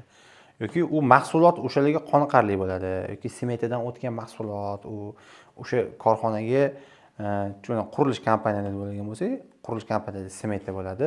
O'sha smetada o'sha hamma narsa yozib qo'yilgan bo'ladi. Og'irligi, qalinligi, o'lchami, past balani hamma narsa yozilgan bo'ladi. O'shanday narsa qo'yib qo'ygandir ular. Hamma narsasi joyidadir, lekin boshqa muammo bo'lish. Ya'ni muammoni aniqlamasdan turib, to есть o'sha muammo o'sha yerda deb turib, tavakkal urish deyiladi-ku o'sha yerga. Mahsulotga uriladi o'sha narsa, lekin qarabsizki, o'zidan o'zi o'sha keyin u joydan sizni chop forishadi, keyin yana boyginiki mavhum yo'nalishda nimaga unaqa bo'ldi, nimaga men 7 oy harakat qildim, u ob'yomni ola olmadim degan anaqa bo'ladi-da. Menejerda ham bo'ladi, u korxonada ham bo'ladi, 7 oy shunga vaqtimiz ketdi, ob'yomni ola olmadik degan ozgina tushunmovchilik. Boyagi narsaga, savolga qaytsak yana, nima demoqchimanki, B2B da aytdik, agar yaxshi ko'rsatkichlarni bizga bera olmasa, xayrlashga majbur bo'lamiz deyildi. Menejerlar bilan, sotuv menejerlar. Nima demoqchimanki, mana B2C yo'nalishda ishlaydigan, to'g'ridan-to'g'ri iste'molchilar bilan ishlaydiganlar odatda nima qiladi? CRM sistemasidan qilishadi, zapislarni eshitishadi, skriptlarni tekshirishadi va hokazo. Endi B2B da qanaqa kontrol bor? Misol uchun, deylik, o'zi to'g'ri podacha bo'lyaptimi? Borganda misol uchun, o'zi to'g'ri yetkazib beryaptimi bizning qiymatni? Bu bir. Ikkinchidan, o'sha narsa qanaqa qilib nazorat qilib turilishi mumkin? Deylik, yangi ochilgan ishxonalar bo'lishi mumkin. O'shalar shu narsani joriy qilmoqchi, qanaqadir agentlarni yoki sotuv menejerlarini olib, qayergadir yubormoqchi va uni qanaqa qilib nazorat qilish mumkin? Faqat sotuv puldan emas-da, deylik, borib to'g'ri yetkazyaptimi, yo'qmi, o'sha qanaqa qilinadi B2B? Xo'p, bu yo'nalishda, B2B yo'nalishi ham o'zicha tarmoqli-da, juda ham tarmoqli. B2B yo'nalishda mana boya aytgandek, do'kon misolida olaylik. Do'kon misolida oladigan bo'lsak, deylik, qaysidir oziq-ovqat kompaniyasi suv sotadimi, yeb-ichish mahsulot, oziq-ovqat mahsulotlarini sotadimi? Farqi yo'q. Ularda o'lcham qanaqa bo'ladi? Ularda o'lcham ishga chiqishidan oldin ularga birinchi bilimlar berilgan bo'ladi. Ya'ni do'konga borib o'sha mijoz bilan gaplashishdan oldin 7 qadam bor. 7 talik ularning o'zini qadami bo'ladi. Продажа o'sha 7 shagov degan anaqalar bo'ladi, o'zi programmalar bo'ladi. O'sha u bo'yicha o'qitiladi agentlar. Keyin o'sha agentlar 7 qadamni qilish jarayonida sotuv hamma jarayoni shuni ichida. Sotuv hamma jarayoni shuni ichida. Do'konga tashrif buyurishidan tortib, olib borgan mahsulotini qaysi joyga joylashtirishi, polkalarga joylashtirishi, uni qanday turishidan tortib, qanaqa zakaz olib, qanaqa payt kutib turib, qanaqa payt chiqib ketishigacha u yozilgan bo'ladi. U aniq yozilgan bo'ladi. Xo'p, bu ketdi. Endi hop bizani yo'nalishga aytadigan bo'lsa, bizani yo'nalishda bu yerda ko'proq savdo bo'lim rahbarini o'rni katta. Savdo bo'lim rahbari aytilingan, berilgan vazifalarni savdo bo'lim rahbarini o'zi tekshirib turadi. Yangi kirgan menejerlar shogirdlikka beriladi ma'lum bir vaqt.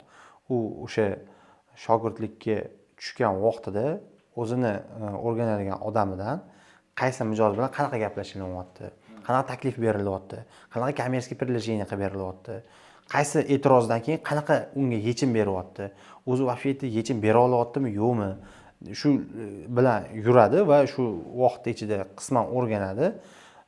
O'rgangandan keyin u bo'ladi yoki bo'lmasligini o'sha odamdan so'raladi va unga ham imkon berib ko'riladi. Ma'lum bir firmalar bilan borib taklifini berishi, unaqa katta bo'lmagan ob'yemlarni misol uchun berib ko'riladi va o'sha qilib ko'rish jarayonida u menejerga baho beriladi. Yo qila oladi, yo qila olmaydi, yo eplaydi, yo eplay olmaydi. Deylik, qayergadir yuborilayotganda shunda yonida odam bo'ladimi? Albatta. Shunda boshlanishda odam bo'ladi. Boshlanishda Ishonch hosil qilingandan misol uchun ishonch hosil qilib unga 100% siz bilasiz, u eplab keta oladi. Undan keyin qilsa bo'ladi. Ustoz shogird. O'zi hamma joyda shunaqa, bizda ham misol uchun shunaqa. Ustoz shogird. Tushunarli. Yana qanday davom etadi? Qanaqa masalalar borki, mana shu narsani, mana shu joyini aytib ketsak, bizning ko'rayotganlarga foydali bo'lardi deydigan mavzular. Xo'p, B2B yo'nalishi bo'yicha Xo'p. Mana shu joyga e'tibor berishsa, deylik bozorda, misol uchun endi bu yerda yopilib olishimiz kerak. Maksimal biz o'zi buni ochib berishimiz kerak. Birinchi o'rinda o'sha sohada bo'ladigan qiyinchiliklar haqida hozir ozgina gaplashamiz. Undan keyin odamlarga foydali qanaqadir beraylik, как бы live hacklarmi yo o'zi realniy misol uchun bo'lgan keyslar, misol mana bu joyga e'tibor bersanglar, mana bunaqa qilishinglar mumkin degan. Nimaga ahamiyat berishmaganman? Men o'zim ham qaysi bir mijozga borardim-da, o'zim mahsulotimni taklif qilganimdan keyin u menga yo'q derdi-da. Keyin men unga o'sha harakat qilib erishardim-da. Keyin men unga sotib nechtadir zilka qilganimdan keyin shunaqa mijozlarim men ko'p yig'ib olardim. 50 ta 60 ta bo'lardi-da u mijozlarimda. Keyin ma'lum miqdor summaga chiqaman-ku men o'zim. Ma'lum miqdor summaga chiqqandan keyin qanchalik bilan erishgan mijozlarim bor. Bitta, ikkita, 3 ta, 4 ta, 5 ta, 10 ta deylik. O'shalarga men qayta sotuv qilmasdim keyin. Bu sohada, B2B sohada eng muhimi hamma yo'nalishda qayta sotuv. Qayta sotuv siz nazorat qilmasangiz, bo'ldi.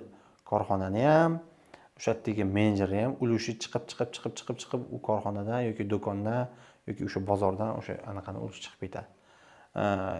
O'sha anaqaga erishadi, o'sha ob'yemga chiqadi, o'zini qilayotgan planini qiladi-da, o'sha qaysi joygacha patologgacha chiqadi-da. O'ziga ham yaxshi pul kelib turibdi-da, chunki o'ziga ham yaxshi pul kelib turibdi-da. Keyin uni davomiy qila olmaydi, 3-4 oy qiladi.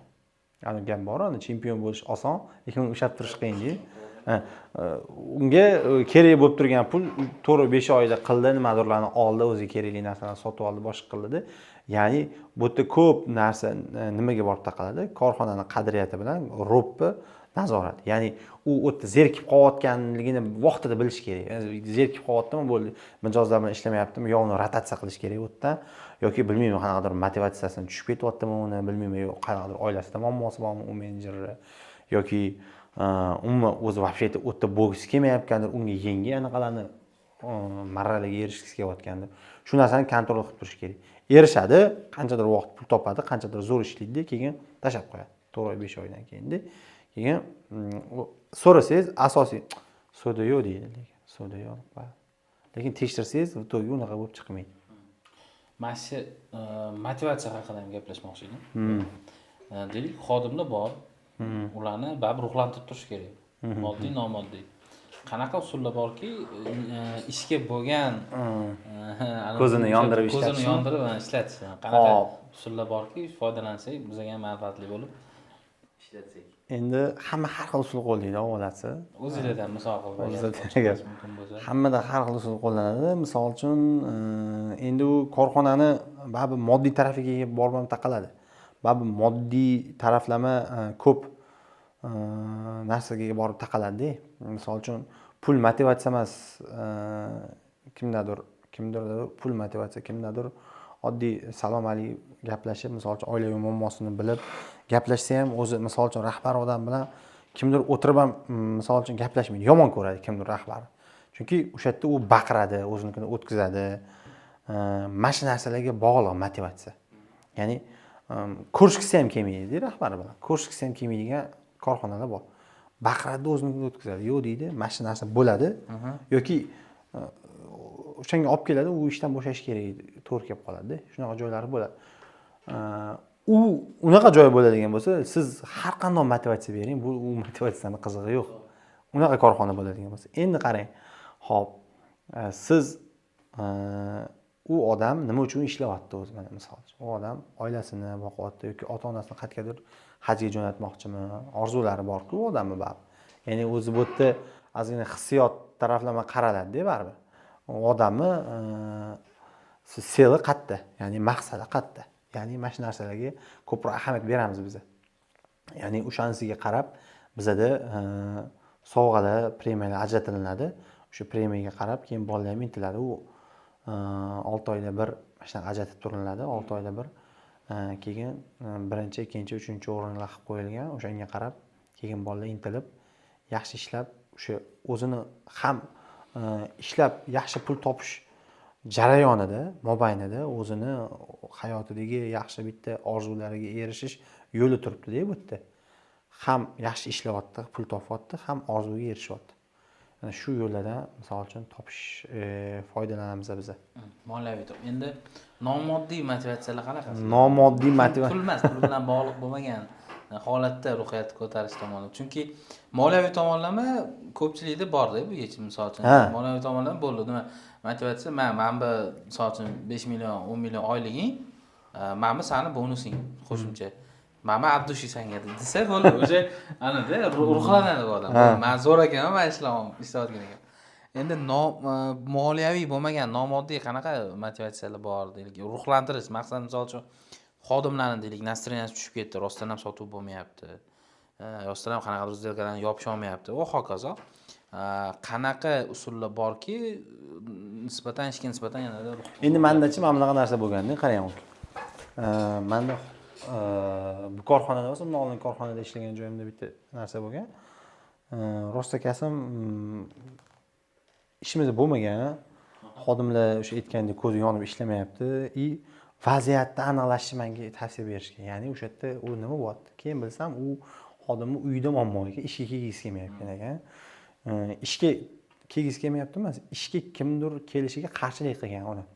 O'sha yerda ishlashiga yo onasi yo otasi qarshilik qilgan. Keyin endi ishlab qo'ygan, qanchadir vaqt bu yerda kolektiv tashlab keta olmaydi, boshqa qila olmaydi. Keyin uni ham men u odamni o'zidan bilmaganman, o'rtog'idan qiziqib bilganman. Настроенияsi yo'q, buni gaplashaylik. O'rtog'i aytgan, shunaqa muammolari bo'lyapti, ozgina. Baribir ishda kimdir bilan gaplashadi-yu, aytadi-yu kimgadir mana shunaqa muammo bo'lyapti deganda, keyin aytgan u muammolarni. Keyin odam bilan men gaplashganman.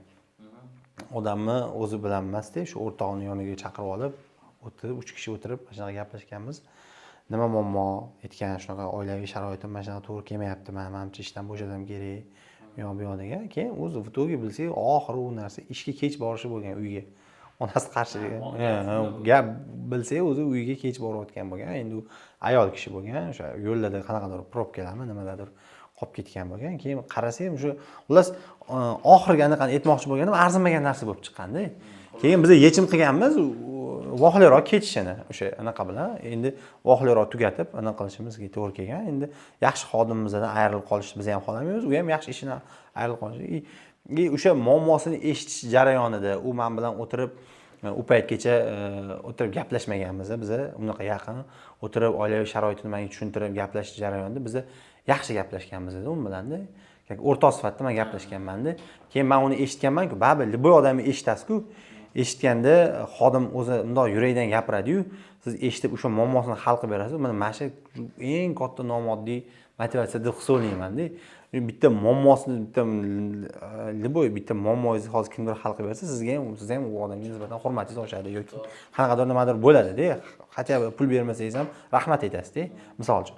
Xuddi shunaqa holat bo'lgani menda o'zi oddiy ishga kech qolish jarayonida oilasida muammo chiqqan, urush janjal bo'lgan, boshqa bo'lgan, ishga kelgisi kelmagan, har kuni yaxshi ish qiladigan odam ishga qo'li bormay, boshqa qilib, mana shunaqa jarayonlarni, ya'ni nima demoqchiman, kamroq odam bo'lsa ham yoki qanaqadir ko'p odam bo'ladimi qo'lida yoki kamroq bo'ladimi, ular bilan gaplashib turish kerak. Gaplashib deganda olib borib, qayergadir o'tirib, nimaga yo'q olmasdi, mana adimma o'tirib, qanaqa muammoyim bor? Ochiq suhbat. Nima? Ish yuzasidan, hayot yuzasidan o'tirib. Oilangda nima gap, o'zingda nima gap, nimaga ishxonaga bunaqa yondashyapsan? Nega sanda suvda misol uchun o'tgan oy sen 80% yopgansan, 90% yopgansan, sen nima birdan 40% ga tushib qolding? Shuni sababi nima? Ishxonadan muammo, o'zingdan muammo. Sen to'pda yurgan odamsan, nega unaqa tushib qolyapsan deb birga bir o'tirib gaplashishdi. Bangillat urishgan bilan bir xilga paytda urishish kerak, bir xilga paytda qaysidir joyda vaqtida anaqasini berish kerak, lekin o'tirib gaplashganda muammoni aniqlasangiz, o'sha muammoga yechim beriladigan joyda sразу yechim bersangiz, sizga eng katta nomoddiy motivatsiya shu bo'ladi. To'g'ri, zo'r. Endi bo'lgan keyslardan bittasi. Yo'q, yaxshi gap bo'ldi. Bizda ham bo'lardi. Oldin bir joyda men o'sha xodim bo'lib ishlaganimda, o'sha bo'lim boshlig'i bo'lib ishlardim. Bolalar bo'lardi, ishlaydigan. Boshqaruvdagi direktor bilan xodimlar o'rtasidagi munosabat yaxshi. Nimadir ish qilinadigan bo'lsa yoki bolalaringizga настроение tushib ketsa, o'tib ketayotganingizda shundoq kirib maqtab qo'ying derdi. Ya'ni o'sha ham ishlardi kerak o'zi, misol uchun falonchaki ozgina e'tiborda, e'tibor shunaqa narsada, kimnidir bir xilgala bo'ladi, umuman maqtamaydi deganda qanaqa arzimagan narsalardan anaqa qiladi, mayda-chuyda narsalardan urush chiqaradi yoki mayda-chuyda narsalarga e'tibor beriladi-yu, unaqa rahbarlik hurmati bo'lmaydi hech qaysi joyda. Unaqa rahbar rahbarligini qilish kerak, subordinatsiya saqlash kerak. Har qanday xodim oldida, lekin vaqti kelgan paytda o'rtoq bo'lib, o'shan bilan o'sha muammosini bilib turibsiz-ku siz. O'sha pul bilan hal qilinmaydi u muammo. Bilib turibsiz-ku siz. Pul bilan emas, nomoddiy u bilan. Bo'ldi, unga yarim soat oldin javob berish kerak. Bo'ldi. Shunda u qanchadir vaqtdan keyin o'zi joyiga tushib ketadi. Uni onasini ham kayfiyati bo'ladi, adasi bilan urushib qolgandir, qanaqadir. Endi inson zoti baribir butun umr, butun hayot mobaynida bir xil yashamaydi, nasriyasi ham bir xil bo'lmaydi. Har xil vaziyatda uni tushunib turish kerak deb o'ylayman. Ana o'sha uni tushunib, uni o'sha vaqtda qo'llab-quvvatlagan odamni, ya'ni og'ir vaziyatda tushib turibdi-da endi u odam hozir. O'sha vaqtda qo'llab-quvvatlagan odamni hech qachon unutmaydi. Men misol uchun unutmagan bo'lardim. Menimcha har qanday odam ham endi pul bilan hal qilib bo'lmaydigan muammolar-da ular.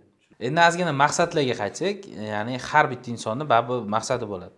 Hayotda qanaqadir darajaga erishish. Misol uchun bu sohaviy ham bo'lishi mumkin. Umumiy hayotda ham oilaviy, qayergadir borish yoki bo'lmasa ota-onasiga nimadir olib berish va hokazo.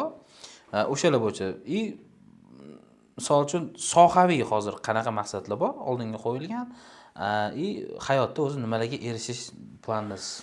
Xo'p, endi 2026-yil o'ziga qo'ygan katta korxona tomonlama ham, ya'ni ish tomonlama ham katta maqsadlarimiz bor. U maqsadlarimizdan birin-ketin xudo xolisa Allohning izni bilan erishib kelamiz. Hop, maqsadimiz sohaviy bo'yaladigan bo'lsa, O'zbekistonda eng katta shu o'zimizning yo'nalishimiz bo'yicha eng yirik kompaniyalardan biri bo'lish va O'zbekistondagi hozir qurilayotgan uylarni yaxshi sifatli eshiklar bilan ta'mirlash. Xo'p, endi hayotdagi oliy maqsadlardan bittasi baribir ota-onaning roziligini olish. Avvalambor oilaga, vatanga, hayotga kerakli inson bo'lishlardan bittasi shu. O'ylaymizki, bugungi suhbatimiz siz uchun ham foydali va qiziqarli bo'ldi degan umiddamiz va tashrif buyurgan mehmonimizga ham alohida rahmat deb qolamiz. Keyingi sonlarda xudo xolasa ko'rishguncha va albatta yana shuni ham ta'kidlab ketish kerakki, agar siz biror bir sohaga qiziqsangiz, lekin o'sha soha haqida chuqurroq ma'lumotlar olish imkoniyatingiz bo'lmayotgan bo'lsa, izohlarda yozib qoldiring. Biz albatta harakat qilamiz. O'sha soha vakilidan, o'sha sohada faoliyat yuritayotgan insonni chaqirib, ular bilan albatta suhbat o'tkazib, o'sha sohani qiyinchiliklari va qancha daromad topish mumkin va qanaqa imkoniyatlari bor o'sha narsalarni ochib berishga qo'limizdan kelgancha harakat qilamiz. Rahmat kattakon tashrif uchun. Sizlarga ham rahmat.